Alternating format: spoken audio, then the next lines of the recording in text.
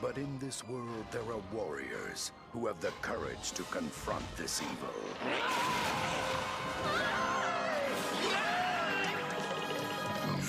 Hey everyone, Rascal here. And Mama, welcome to our channel, Paws On Animation. And today we're covering the beloved Scooby Doo movie, Scooby Doo on Zombie Island. Finally! Well, it took this long. Now this was being hailed as one of the best Scooby Doo movies of all time, as it shows the Scooby Gang heading to Moonscar Island, rumored to be haunted, and they're expecting another greedy guy in a costume, only to find out for the first time before Scooby Natural, the monsters are real! Yes! But before we start, be sure to like, subscribe, and click notification links on future podcasts and Little Paws videos. Thanks for joining us, and we hope you're enjoying your spooktacular October. Yes. Now, I was surprised this came out in 1998. I personally had never seen it before. Right. And when Rascal said, you want to see Zombie Island? Sure. And then I kept mixing it for some reason with Trick or Treat and Happy Halloween. Yeah, I guess they all had a theme to it. So finally we watched this again, and now because we've already covered the others, I said, okay, there's no way I'm going to mix it up. So here we go. Yes. This was actually based on a screenplay by Glenn Leopold. Ooh, okay. Didn't know that. And you have a running time of 77 minutes, and I'm guessing it was direct to video. Yes, it was. A lot of Scooby-Doo movies that were animated ended up being on DVD or VHS or both. And this became one of the ones no one expected to be good. Because up until this point, as he said, it's always been someone in a costume, a very convincing costume, and very high knowledge of special effects and everything of how to do it themselves. I can't find my glasses. And then we get to this movie, and I thought it was going to be a little more scary in a way. And as it goes on, the little key moments, and you start realizing something's off about this movie, is that when these happenings start happening, literally, they can't explain it. Like, okay, how does writing get on the wall? Okay, it's got to be something. I don't see anything. There's nothing in the wall. There's nothing here. Okay, but I'm gonna levitate it. There's no wires or anything. This thing, I can't. It's just gotta be something. And then it comes to the point where they finally get to a zombie. And it's okay, who's the creep under the mask? And they can't get the thing off. The whole head comes off, and it's like, oh gosh, it's real. And I think that's really worked in his favor. It was a slow build. It's a 77-minute movie, but honestly, it felt like you were watching it longer. It did, yes. And not because it was not enjoyable.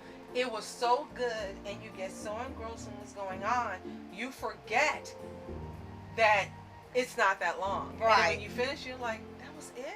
It felt like I was watching longer. This was really good. Right. You got to see the Scooby Gang in another light in the beginning. And it really made you think this was going to be just a regular run-of-the-mill Scooby-Doo movie. Right. People enjoying their fun. Right. And as you said, and then you get to those happenings, and then everything hits the fan. Yeah. And all of a sudden, you see people turning to werewolves and cat people. Right, and things zombies coming up out of the ground. Right, and their costumes aren't coming off. Yes. And it's like, oh my gosh, they actually went here. They did this. Personally, my number one vote for that is Scooby Natural. This would be my second choice. I think Scooby Natural was an homage to Zombie Island when you think about it. And with that darker tone, it was notable for having those supernatural creatures. And at first the creatures, I should say, appear as normal people. Yeah. You don't know something's wrong with them except for that woman. I knew something was wrong with her from the beginning. Right. But then you gotta wait till dark. You gotta wait till a certain time, a certain night, until it's dark. And then they lure people there so they can recharge and renew. And it's like, what the heck? Yeah. And all these people just start transforming. Yep, and that's me like, oh gosh, they can't fake this. They're not faking, they transform in front of them. So now, okay, this is all real. All the stuff is real. And when they even get to the backstory, that was the first time they had a backstory for a villain be that dang dark. Where it actually involved people losing their lives. And it was all under the guise of thinking people that came there were there to attack them. And they really, because he said, well, why would they tell them to go in there, and they were saying that their group from these time periods were taken out by pirates. But when you start seeing the flashback, they were accusing themselves, but you saw the people went in there running, and they hadn't done anything. Well, they forced them into the swamp and took them out. And the gators came. This is dark. The gators came and ate, and it was like, okay. It's like, I don't think they were planning on that, but it happened anyway. And then this whole thing is becoming a vengeance story that they've been planning for years. They took out the people there. It was like, oh gosh, this is still Scooby Doo, and somehow it still stays Scooby Doo. So they help them, and they don't end up becoming zombies as well. Right. So yeah, this was really dark. Plenty humor, but it was dark. Yes, really action filled, and the humor was in the beginning parts of the movie. Yeah, like and the first 20 minutes, and then it starts Yeah. getting darker and darker. Inching in closer, yeah. And in this version, Velma doesn't want Freddy. Surprisingly, no. She gets kind of jealous, and then you find out she's a supernatural creature, the one she's jealous of. But they don't have that relationship. Oh wait, Daphne, I'm sorry. What did I say? You said Velma, but I'm sorry, it's guys. okay. Daphne, you It's know okay. I mean Daphne, thank you. Yeah. Daphne doesn't want Freddy, and Freddy doesn't kind of want Daphne. They're much, kind of yeah. a little jealous, but there's really nothing going on in this movie. Which was odd for Yeah. a time. There were points where she accidentally kicked him, and that made for the humor. I guess they saved it for the other films that came after. Right, because After the they sequel reunited. was The Witch's Ghost, released a year later. And that's one of my favorites. And while 2 decades after the film release, a standalone sequel, retcon reboot called Return to Zombie Island, Yes, from and a different creative team, was released yes, in 2019. and that one will be covered in a whole different podcast. Yes, yeah, people at first were really excited for this because it was still one of the best Scooby-Doo movies ever made. How can they top it? Well, they didn't. They made it into a joke, waste of your time, took out any sort of horror element, took away any sort of tension, made none of them stupid jokes, everyone was dumbed down, and it was like an insult to the first movie, acting like, oh yeah, they just don't remember this place, it's the same place, but not really. It was like you're joking, right? It got Disney-fied, Yeah. unfortunately. And, you know, why would, well, Warner Brothers is making a lot of bad decisions, and this is Yeah. another one of them. Yeah. Instead of sticking to the formula that worked and giving people a sequel that they would have been just say, take my money, take my money, And this take was, my money. this really was a cash grab. They didn't do it. So let's talk about the stellar cast, because Yeah. they are stellar. We got Scott Ennis as Scooby Doo instead of Frank Welker. Right. And Billy West is Shaggy Rogers. Mary Kay Bergman is Daphne Blake. Oh. Frank Welker is Fred Jones, so he was Fred instead of Scooby Doo Right. at the same time. Right. He also voiced Simone Lenore's cat, the owl, in one of the zombies. Oh, so he's on the animals too. Cool. B.J. Ward is Velma. Adrienne Barbeau as Simone Lenore, and that's so funny that I hear that because she was in Swamp Thing, so this Right. is like perfect casting. Right. Tara Charendolph is Lena Dupree, Mm-hmm. and she's the one who Daphne was jealous of. with Oh my Fred. gosh, that was funny. Cam Clark was Detective Bo Neville. Yeah, sure was. Jim Cummings is Jacques, a A werecat. jock. Mark Hamill is Snakeback Scruggs. Yeah. And Jennifer Lee Warren, who I'm not familiar with, is Chris, a host of Daphne's Show. Right. And then Ed Gilbert is Mr. Beeman, a real estate agent. Mm-hmm. And this was his final film role before he died the following year. Yes. And another one of the things that made this movie work so well is all the comedy is still Scooby-Doo comedy. They didn't change the way they made the comedy, yet every joke landed, the slapstick landed, them reacting to the zombies landed, because all of them were freaked out instead of Scooby and Shaggy. And they had legitimate reason to be terrified out of their minds now because they were real. And as you get further into the film, they start trying to blend in the comedy with the horror happening, so that way you're not scaring the heck out of little kids.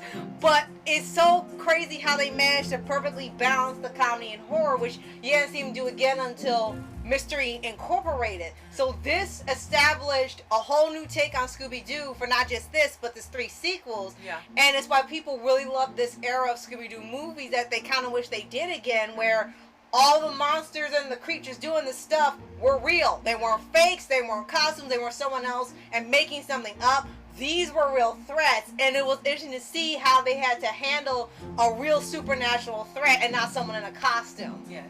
So 2 fun facts. I love Bennett. One Yes. is Scott Ennis. If you recognize the name, he voiced Shaggy. He voiced Scrappy. Scrappy, in the yeah. Scrappy series. So Right. it was kind of odd that he was voicing Scooby Doo in here. Right, He go did. figure. And the second thing is Casey Kasem was originally supposed to reprise as well as Shaggy, but Kasem, being a vegetarian, refused to voice Shaggy in a 1995 Burger King commercial, and he went on to demand that Shaggy also give up eating meat in the productions. What? So they got rid of him. Oh my gosh, really? Oh wow, so you're ahead of your time. Then additionally, they already had started production, and Shaggy was eating crawfish, so he wasn't going to do it. Right. And that's how Billy West ended up getting the role. Oh my gosh, wow, way to lose a roll over that. Oh my gosh. And as we know, unfortunately, Frank Welker was the only actor from the original series to reprise his role. Right. And we're so happy he was in here, though. We're Yes. So happy.